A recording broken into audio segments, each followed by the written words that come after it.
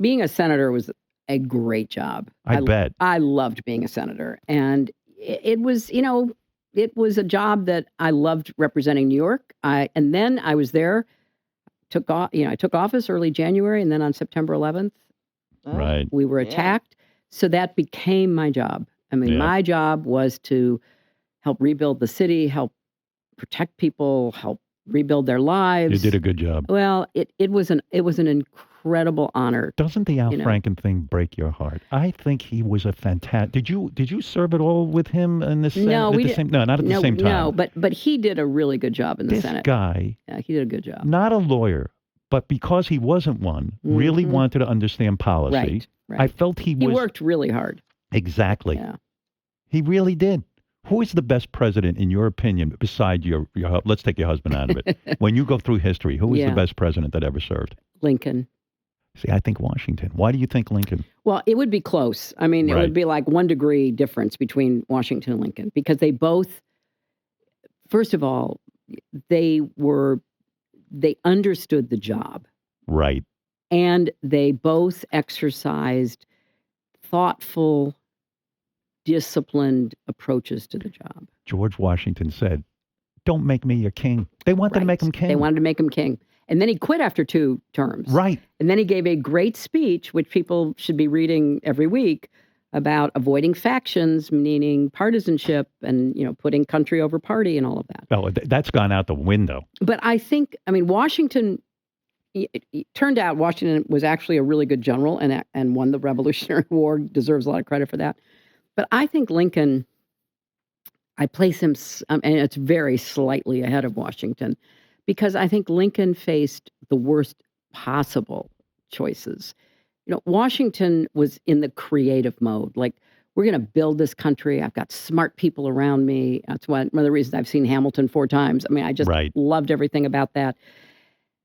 And Lincoln, there's some great works about him that are really worth diving into. Like, my friend Sid Blumenthal has a great, now 4-volume life of Lincoln, focusing on his political life. So you read it? Yeah, it's really good. And I got to read it. It has stuff that other people haven't. It's really, but what the point of it is that, he had this view that he had to save the Union. And how do you save the Union when it's half free and half slave? And what are the compromises you're willing to make? And then finally concluded, we can't stay the United States with slavery. It cannot work. And that was heartbreaking to him. I mean, you look at the way that he just got older and older, more burdened, broken down, living with the incredible responsibilities he had. Yeah, can you imagine the responsibility this guy had? The whole United States was at war. I mean, at war. Yeah. And it was such a brutal war. I mean, 700,000 people killed? So crazy. Yeah. It's a great movie I just saw. Bill and I went to the movie, talk about us sneaking out. We went to see Harriet, the Harriet Tubman story. Good, and very, I thought, very true. I mean, some liberties for being a movie, but mostly a really good, fair retelling of this amazing woman's story. She's in our book. Did you see Mr. Rogers? Yeah, Women. I got it. Wait, I haven't even got to that yet. Oh, yeah. Well, she's it. I don't want to run out of time. But Mr. Rogers, did you see that? I haven't seen it yet, but I'm going to. Oh, I'm you're going to love that. Did you like Mr. Rogers when you were growing up? No, I was Soupy Sales. I was much. I'm an older guy. That was my Mr. Rogers. He was demented.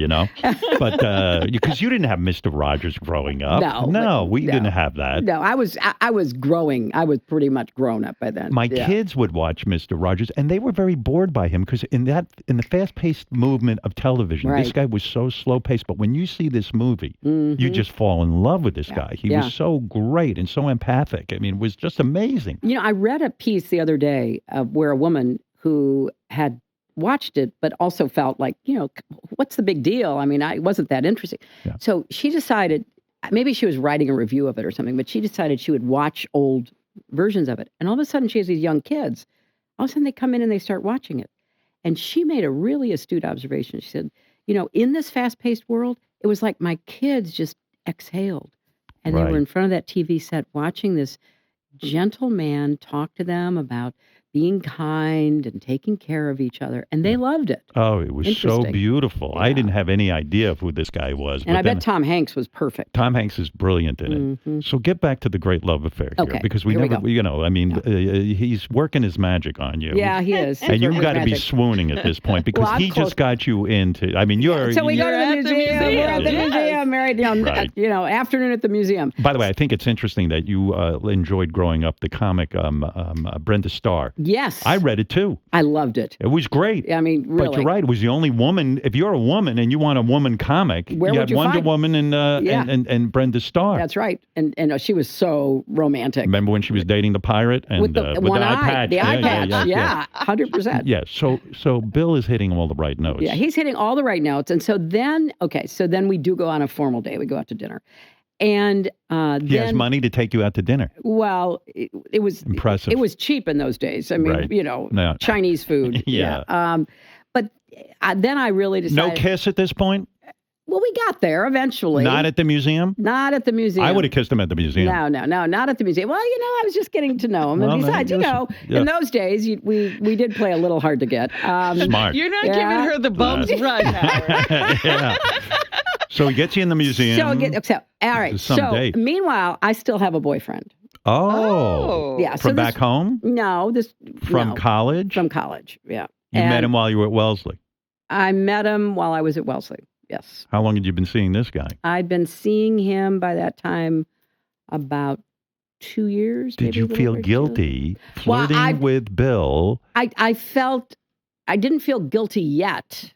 You hadn't done anything. They hadn't done anything. And I also thought, well, he's really interesting. And, maybe this goes somewhere. Maybe it doesn't, but we'll see. But I still had a boyfriend. And so. Did you love this boyfriend? Mm-hmm. You did? I did. Mm-hmm. I did. Look at you. I did. Who knew all this? Yeah, well. Look what was going on. And law school. And at the same time. Well, listen, you were a catch. Well, I don't know about that. But earning power. But this guy, my boyfriend. Yes. Was a conscientious objector. Ah, did he have to go to jail? No, he was accepted as a conscientious objector. Right. And he had to do alternative service. And his alternative service started off in Alabama, and then he was transferred to Vermont. Oh, this poor bastard. So he couldn't be with his love. Well, and I visited him when he was in Alabama, and then when this gave Bill the opportunity. Then when he moved to Vermont. Yes. So I would go see him on the weekends. I bought an old Oldsmobile Cutlass that was the most temperamental car I'd ever owned. I paid about $150 for it, and for some reason, it would just freeze every day, and it just I'd have to get it jumped all the time. I was having a terrible time with it, so I used to take it up to Vermont. I would go up to see my boyfriend. But it would oftentimes stop, and it was really a messy car. Right. But anyway, we were kind of winding down at that point. Do you ever Facebook this guy to see how he looks now? No, he died. Oh, he died? He died, yeah. You see how you know that? Yeah. You always look people up. I went to the funeral. You did? I did, yeah. Did he contact you after you hooked up with Bill? We would occasionally be in communication, yeah. Really? He was a really great guy. Would Bill say, hey, listen, what are you doing? Well, no, Bill... really thought he was terrific. He was a really? Terrific, yeah, he was a terrific guy. He was a great athlete. He and I would go skiing together. We would go hiking together. He was a great athlete. Was he heartbroken when you said when you announced to him, listen, this guy with the beard? I don't know. I think that we were sort of moving apart, and Bill just kind of was the reason at the end. Would he ever say to you over the years? Would you keep tabs on him if he was married, this guy, and all this other stuff? I knew he was. Oh, you knew? Yeah. How did you know? I liked him. I just liked him. He was a good guy. Oh, he must have been so upset. He was so handsome. He was really handsome. Really handsome. Yeah, he looked like a Greek god. He was really handsome. No kidding. Mm-hmm. Greek god. Yeah, he was very attractive. Well, I don't know. I'd listen to you. Well, contrary to what you may hear, I actually like men. Oh, right, yeah. That's the other thing. That's the other thing. You're a lesbian. Women friends. Raise your right hand. You've never had a lesbian affair. Never. never even been tempted. Thank you very much. Unbelievable. Yeah. But that's the thing. If you have strong relationships with women, friendships. I do. And I then, do. and guys can pal around all they want, and that doesn't cause suspicion. Right. But when women do it, all of a sudden there might be something to everything look at. we do can cause suspicion, apparently. Yeah. So getting to the love affair. Yes. Again. Okay. So here's what happened. So I was going to have a party in my dorm room for the end of the year. Okay. Right. And my roommate and I. And so we had this party. And a lot of people came in and out, hors d'oeuvres, beer, whatever. And so Bill came. And so it was really the first time I'd seen him since we went to the museum. Why so long between the museum and this party? A couple of days. It wasn't that long. Okay. All right. Gotcha. All right. Yeah. I'm curious. And so... And then, and so he just started, and so he stayed. And so everybody left and we just started talking and we talked and we talked and we talked and we talked practically all night. And it was great. Wow. So, yeah. And then about a day later, I got sick. I got a cold or something. So we were supposed to go out. And I called him. Remember those old phones? You remember phones? Yeah, sure. You had to be attached to the wall. Yeah, and you had to roll your finger around it and everything. So I called him and I said, I don't feel good. He comes over. He brings me orange juice and chicken soup. I mean, Look at this it was guy. great. Yeah. So we started going out. Right. And you dumped this Greek god. We broke up. Obviously, because I was going to go. You called him, or you went to see him. You did. Yeah, I did. You're so honorable. Well, yeah. Look at you. I expect to be treated that way, so why wouldn't I treat? You drove all the way wherever this conscientious objector was, and Vermont. you said Vermont, and you said, "Listen, I've met a guy who served me chicken soup." Yeah, he served me chicken soup, and he said, "I am a Greek god. What are you doing?" No, we were beginning to sort of separate before Bill, but anyway, it was very nice that you did that. Well, he was a good guy, right? So anyway, we started dating, and we did date, and then we graduated in 1973, and he took me to England and France because he loved being there when he was a Rhodes Scholar. So we traveled all over, and we ended up in the Lake Country, and this was June of 73, and that was the first time he asked me to marry him. And I said, I'm not ready to get married. So, because you hadn't even started your law career yet. Yeah, no, I was going to go to work for the Children's Defense Fund. That was my passion. See, that's why you would have been defending kids. That's why you would have been a good president. Well, who gets out of Yale and then defends children? Everyone's out to make the big corporate buck, right? Well, but there's a good tradition. But 99% of them all. But the woman I was working for, Marion Wright Edelman, had gone to Yale Law School, and so she had formed this Children's Defense Fund. She is an incredible human being, and had been the first Black woman ever to pass the Mississippi bar, or at least acknowledged. So, I mean, I admired her, really was, and feeling great about working for her. So I go to work. Rejected Bill's proposal. His first proposal, yes. Right. And then, this is so ironic, so then I'm visiting him over Christmas, end of 1973, beginning of 1974. He gets a phone call. And the phone call is from a lawyer named John Doerr. And John Doerr says to Bill, I've just been hired to head up the impeachment inquiry staff investigating Richard Nixon. And I've got the name of 5 young lawyers from Yale that I would like to hire to be part of this. And I'm calling you to ask if you would be. And Bill said, no, I'm going to run for Congress. And then Bill says, well, who else is on the list? And he told him, and my name was on the list. So Bill said, well, Hillary Rodham is right here. So hands me the phone. And John Doerr says, how'd you like to come to Washington and investigate Richard Nixon? Yeah. No kidding. Yeah. So I went to Washington. By the way, how interesting is it that the Trump thing's going? You got to hand it to Trump, though. He's handling impeachment.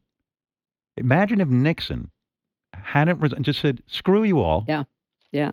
I think Nixon would have actually survived and remained president if he handled it the way Trump's like, I'm denying. It was a different time, and you had Republicans who followed the law. That's right. So what happened with that case, because I was on it from early January until he did resign, it was really important that we not make any preconceptions. Just look at the evidence. So you weren't sitting there going, Nixon's guilty. No, I wasn't. Wow. I wasn't, not at all. And it was... Nixon was not a horrible president. Would you agree with that statement? I would. Nixon did some good things. He did. Darn right. You know, people don't remember. He started the Environmental Protection Agency, for goodness sakes. I do know that. You know? Yes. And he opened the door to China. Yes. And so, I mean, he was a Republican of a different era. Right. His paranoia, his personal nightmare. He was so paranoid. He was. He had that election won. He didn't have to go breaking in anywhere. I think he got the biggest electoral victory in the history of the country. But he did. He got and the people around him, and that's why it's really important. You have not only good, smart people around you, but people who will tell you not to do things or will contradict you and question you. And of course, Nixon, you know, got to the point where he was being surrounded by yes men. Right. And so when the evidence began to come out, and the grand jury, the Senate Select Committee, all of that. So in June of 74, I'm one of the young lawyers in a soundproof room with headphones on, listening to the tapes that had finally been turned over because, you know, the court said you had to turn them over. Right. So when we went to the impeachment articles, which is kind of the phase that this Congress is getting to, everybody knew we were, and Peter Rodino, who was chairing the Judiciary Committee, was also very discreet. Like we don't know where it's going to turn out. We're just gathering the evidence. But when you saw the evidence, it was pretty compelling that he'd abused power, obstructed justice. He'd been in contempt of Congress. What a life you have. I mean, the fact that you get out of Yale. Yeah. And now you're actually investigating the president of the United States. Pretty amazing, isn't it? Yeah, you know what else is weird, too? I was thinking about this. I always see that film of when your husband was a little boy, he got to shake hands with John F. Kennedy. Yes, he did. You, when you were in high school, you get to meet Martin Luther King and kind of like be in a room with him. I did. I got to shake hands with him. That's a very little known fact, right? Like how do you get to meet Martin Luther King when you're a young lady? I'll tell you why. Because of my church. Oh. So I had a youth minister who was determined that in my little white suburb, in my all-white church, that we were going to know there was a world bigger and that we had to understand how other people lived and thought. I mean, the guy was amazing. He's one of the most influential people in my growing up. So he says to us one day, we would have a youth fellowship on Sunday nights. He says, you know, Dr. Martin Luther King Jr. is coming to Chicago. I would like to take our fellowship group to Chicago to hear him speak. Wow. You have to get your parents' permission, of course. Some of the parents wouldn't say How old yes. are you at this point? I'm 13, probably 13, 14. Your parents said, okay, go. My parents said, absolutely. But then how do you get to meet him? Well, you go and you hear, he gave a sermon called Staying Awake During the Revolution. And then he stood up there, and if you wanted to meet him, you stood in line. And we stood in line for probably an hour, and then we got to shake his hand. So crazy. Here, your future husband, who becomes president of the United States, got to meet John F. Kennedy. You're hanging out with Martin Luther King. You're listening. I'd like to think so, but that's an overstatement. Please, this is unbelievable. Yeah, it's like it was all. It was so amazing. It's such a charmed life. Meant to be, yeah. But you know, it was also because of where we put ourselves. I mean, we were interested in these people. I was never interested in going into politics when I was a young woman. Never. God, when I was a kid, I was so dopey. I never took advantage of any of these things. I'm busy reading comic books. But it helped you. Look what it helped me. I'm telling penis jokes for a living, for God's sakes. Who am I helping? It's worked out pretty well for you, all things considered. Yeah. So, you know, I would imagine. You see, here's the other thing too. So let's fast forward a bit. Yeah. Bill becomes, I'm calling him Bill like I know him, but Bill becomes a governor of Arkansas. You marry him, you become the first lady of Arkansas. Right. Again, it's like, I think about your expertise, your education. I would think like being the first lady of Arkansas, sure, it's nice, but it's not enough in the sense that it's almost wasting who you are. I disagree with that. And here's why. It might have been in the past, or it might have been for other people, but I was practicing law. I was also starting organizations like something called the Arkansas Advocates for Children and Families. I was always deeply committed, maybe because of my mom's own life. And so you didn't look at it as like a second position, second banana? Not at all. It was all, I tried to have an integrated life. And but would you look at Bill and go, you know, because he has a penis, he gets to be the governor, and I'm the first lady. Not at all. No. I could be the governor. No, I never thought that. Really? There was no envy? I never thought, not a smidgen, because I thought he would do what he was doing, and I would do. Now, I did make a what it turned out to be quite a big miscalculation, and that was this. So we get married in 1975, and I'm going to keep my name, Hillary Rodham. Okay. Right. And I'm doing it both because, it's my name, and I'm also doing it because I'm practicing law. And I thought, okay, I don't want there to be any thought that I'm trading off of him, all that stuff. If you use the name Clinton and you're at a law firm. And then, so I'm really trying hard not to let any of that be thought. And to avoid conflicts, whatever.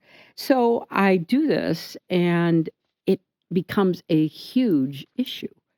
I mean, it backfires. It backfires because, it was 1975, and then Chelsea's born in 1980. So the picture on the front page of the paper is Governor Bill Clinton and Hillary Rodham announced the birth of their daughter. Do you think it was that the press is saying in some snide way, look at this guy, he can't get his woman under control? Some of that, there was some of that. Right. Some of it was just, who does she think she is? That's not what we do down here or anywhere. But women were making a statement in those years. Hey, I want to maintain my identity. We were trying to, but it became such a distraction. And Isn't I it said, unbelievable? okay, fine. Well, I'll add Clinton to Hillary Rodham Clinton. By the time your husband becomes president, right, and again, you're the first lady, right, do you still have that same view, or are you starting to say, I've got the skills to be a president? Is it starting to percolate? No, and I'll tell you why. First of all, when I was in Arkansas, I headed a commission to revamp the education system. I also worked on improving health care, particularly for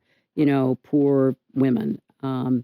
So I felt like I was doing good work, and that's really what motivates me. So I did that. So we get to Washington, and this was another big lesson. So Bill says to me, if we don't do something about health care, people are uninsured, the costs are exploding, and we're not even taking care of everybody. I want to really do a big push to reform healthcare. Do you want to be involved? I say, sure. Yeah, I remember that, and I was proud of you and very excited by this. And yet, you you caught crap for this. Totally. Because again, the Hillary care was a negative. It was like, look at her. I mean, people were burning me in effigy, and so like you were a communist. Yeah, exactly. And it was we had a plan, and the plan was to mold an employer mandate with an individual mandate, which is what eventually happened with the Affordable Care Act under Obama.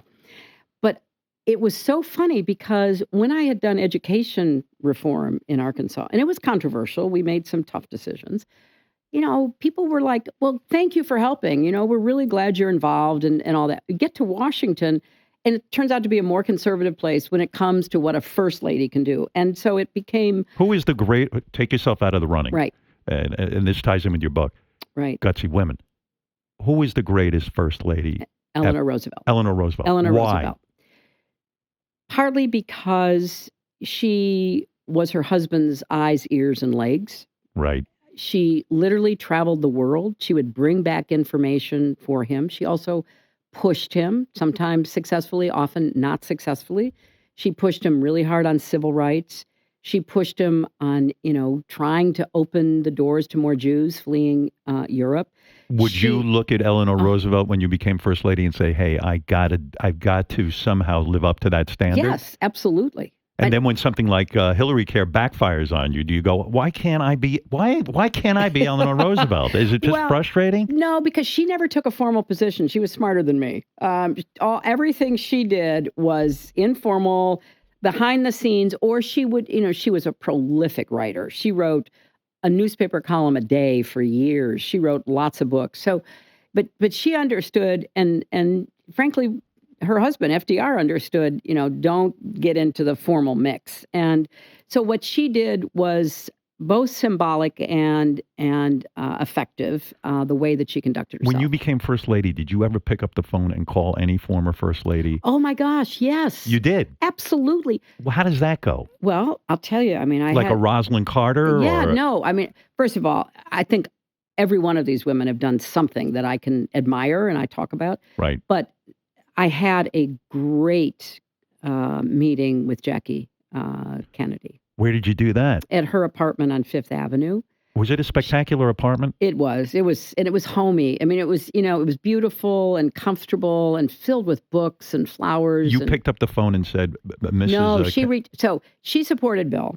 Right. And so I met her, during that time period. But once Bill was elected, I mean, it's just such an abrupt change in everything you've ever done. You don't drive your own car. You can't go out alone. Things you were talking about before. Is it a rush? It's a rush, but it's an adjustment. I mean, the rush wears off and the confinement continues. Right. But so she asked me to come see her. So I went to see her. It was so great because what she was really focused on was how to make the White House a home for our daughter. And she talked about what she had done and how she had raised, John and Caroline. Yeah. And she was funny. I mean, she was an incredibly gracious, smart, witty. Was that hard woman. For you to negotiate with Chelsea in terms of? No. If she was heartbroken to leave Arkansas. I mean, that was where she was born, where she was raised, where she went to school. And there were a lot of tough issues, like where did she go to school? And here's what I learned from the Carters, whom I admire deeply.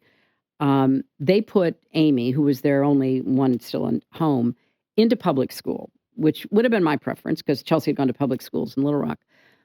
But the press wouldn't leave the school alone. So the first day this little girl goes out to the playground, it's like, paparazzi climbing the fences, walking onto the playground because it was public. Isn't that property. Unbelievable that they do that? It is terrible. That's the one place they got to back off. Back off from kids. Right. And my daughter has a great Twitter presence and she defends Barron Trump, all the time. Anybody who says anything about him. I saw someone the other day saying that Melania is such an attacked First Lady. You were the most attacked First Lady. Were you not? I mean, Melania's got it easier compared to you. Well, but part of it is because of what I was trying to do, starting with health care. She never picked up the phone and called you and asked for advice to be a First Lady, did she? No. She wouldn't. No. They got to hate you. I had You're the villain. Well, yeah, because I beat him if you count the votes. But anyway, I had great conversations with Barbara Bush, Laura Bush, Rosalind Carter, Michelle Obama. We traded and we would go to things, library opening, some kind of, presidential or first ladies events. I also was very admiring of Lady Bird Johnson. I didn't get to know Pat Nixon particularly well, but I really admired Betty Ford. You put her in the book. I put her in the book because she admitted to her alcoholism. And because of what she did for breast cancer. Right. My mother's best friend, who lived across the street from us, was sick, but nobody would say the words breast cancer. That was taboo. It was almost like the AIDS virus. Like people were afraid to say they had cancer, like you'd catch it. I know. And breast. You didn't say the word breast cancer.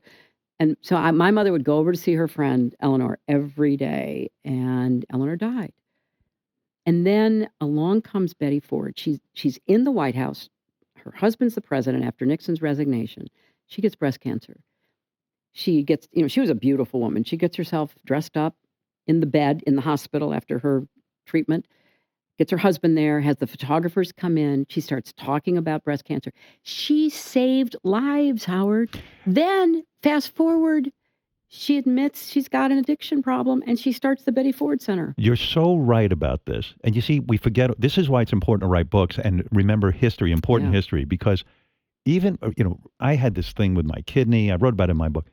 I was ashamed. There was a bunch of reasons, but I didn't want to talk about my health. I didn't want it to be an issue, this and that. For her to be First Lady at that time and say breast cancer and I'm addicted, insane. And I bet you she got a lot of pressure from her husband not to do that. Well, to his credit, because there's a new autobiography of her out that is very detailed. By the way, he was not a bad president, was he? Gerald Ford was pretty good. I always liked him. Me too. I liked him. And, I know that it was really controversial, and it probably did hurt him when he ran against President Carter in 1976, that he pardoned Nixon. But Nixon had been punished. He'd been forced to resign because Republicans went to him. Yes, and in retrospect, it got rid of the issue. It got it off the plate. It allowed the country to move on. Nixon did, in my view, the right thing by resigning. But when they had to stage an intervention over her addictions, and it was tough because by that time she was a former First Lady, but still in the public eye. How embarrassing. She had to go somewhere for treatment. Her first treatment was at a military facility, pretty bare bones. But the family stood by her. They were unashamed. And that's the kind of courage that, really can make a difference in somebody else's life, because now Betty Ford took me through the Betty Ford Center and showed me around. Yeah, and what about when Michael Dukakis ran? Yes. His wife admitted to having a problem. Right. I don't think she would have done that if it wasn't for Gerald Ford. Yes. Right? It all leads up to something. And now people are willing to admit. People are much more willing and much more open. I know. Yeah. Yeah, I mean, and especially when you run for president. I remember when you had that fainting spell or whatever it was. My God. They had you dead for sure. They had me dead. Well, so what happened? I hadn't been feeling good, and finally, so my doctor, this was on Friday, she says, well, let's get an X-ray. She goes, oh my gosh, you have pneumonia. So here are the antibiotics. Knock it out. Okay. So I do my schedule Friday. I do my schedule Saturday, and Sunday is the 15th anniversary of 9/11, and I have really strong feelings about that. Right. So I decide I'm going to go. A mistake.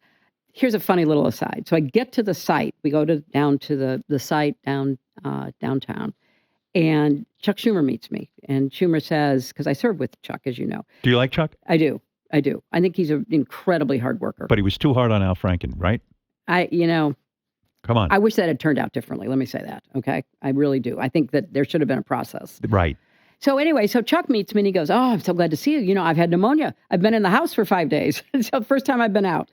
I thought, wow, this is weird. Yeah. And so there I am. I'm at the ceremony and I start to feel, kind of weak. So I say, okay, I better leave. So I get to the car, and that's when I felt, okay, I'm really going to faint. So I get in the car. Fine. I was fine. I go to my daughter's apartment. I rest up for about an hour. Then I come out. The press is there. They see me. I'm not dead. And I say, okay, good to see you guys. I go on with my schedule. You would have thought that I was being taken to the cemetery. Yeah, absolutely. It was crazy. Have you gotten your pneumonia vaccine? Yes, I did. Yes, so did I. Yes, I did. Was your arm killing you? Yes, it was. I couldn't lift my arm. I thought I was dying. Have you gotten your shingles? Yes.